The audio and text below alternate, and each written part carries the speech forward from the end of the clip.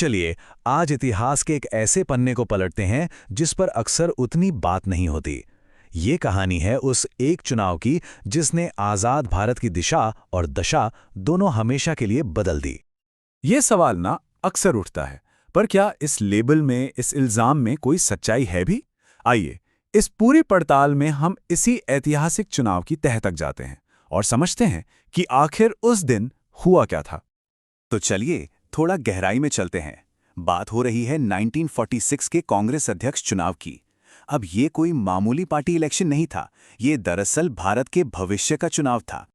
तो समझने वाली बात यह है कि जो भी कांग्रेस का अध्यक्ष चुना जाता, सीधा वही बनता देश का पहला प्रधानमंत्री। मतलब दांव पर सिर्फ एक कुर्सी नहीं थी, बल्कि पूरे देश की कमान थी। तो सवाल ये उठता है कि इस इतने बड़े चुनाव के लिए आखिर पहली पसंद कौन था? जब पार्टी में नीचे तक, मतलब जमीनी स्तर पर नेताओं से पूछा गया, तो एक नाम बिल्कुल साफ था। मतलब इसमें कोई कंफ्यूजन था ही नहीं। पार्टी के अंदर ज्यादातर लोग एक ही उम्मीदवार के साथ थे और आंकड़े तो खैर पूरी कहानी ही बयां कर देते हैं। ये नंबर है 12। कुल 15 प्रांतीय समितियों में से 12 ने सरदार वल्लभ भाई पटेल को अपना नेता चुना था। ये चार्ट देखिए, इससे पूरी तस्वीर साफ हो जाती है। पटेल को कितना जबरदस्त सपोर्ट हासिल था। पार्टी के अंदर अगर लोकतांत्रिक तरीके से देखें तो पसंद बिल्कुल साफ थी। लेकिन यहीं से कहानी में आता है एक जबरदस्त ट्विस्ट। इतना भारी समर्थन होने के बावजूद नतीजा वो नहीं हुआ जिसकी सब उम्मीद कर रहे थे। और यहीं पर हाई कमांड की पॉलिटिक्स ने एंट्री मारी।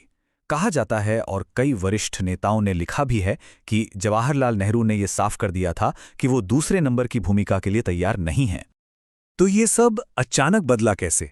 देखिए, पटेल को इतना भारी समर्थन तो मिल चुका था, लेकिन तभी महात्मा गांधी ने हस्तक्षेप किया। उन्होंने पटेल से कहा कि देश की एकता के लिए वो अपना नाम वापस ले लें, और पटेल गांधी जी का सम्मान करते हुए बिना किसी सवाल के मान गए। और बस इसी के साथ जवाहरलाल नेहरू के लिए रास्ता बिल्कुल साफ हो गया। वो निर्विरोध अध्यक्ष चुन लिए गए। तो फिर वही सवाल, क्या इसे वोट चोरी कहा जाना चाहिए? यह एक ऐसा सवाल है जो आज तक पूछा जाता है। चलिए अब इस कहानी को थोड़ा और बारीकी से समझने की कोशिश करते हैं। देखिए, एक तरफ है वोट चोरी का लेबल, लेकिन टेक्निकली देखा जाए तो ये गलत है, क्योंकि कोई वोट सचमुच में चुराए नहीं गए थे। दूसरी तरफ है राजनीतिक पैंतरेबाजी या पॉलिटिकल मैनूवरिंग। ये शब्द ज्यादा सटीक बैठता है। ये एक ऐसी सिचुएशन थी जहां लीडरशिप के एक फैसले ने जमीनी स्तर की आवाज को पलट दिया। और इसीलिए 1946 के इस चुनाव को कई लोग आज़ाद भारत के इतिहास में इस तरह की पॉलिटिकल मैनूवरिंग का पहला और सबसे बड़ा उदाहरण मानते हैं।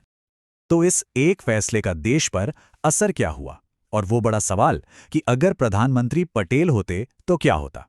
चलिए इस फैसले के नतीजों और इसके व्हाट इफ सिनेरियो पर भी एक नजर डालते हैं।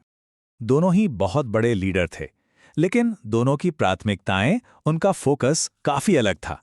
एक तरफ सरदार पटेल, जिनका पूरा ध्यान 562 रियासतों को एक करके देश को जोड़ने, कानून व्यवस्था को मजबूत करने पर था, तो दूसरी तरफ जवाहरलाल नेहरू, जिनका फोकस विदेश नीति, औद्योगिक विकास और भारत के लिए एक ग्लोबल विजन पर था।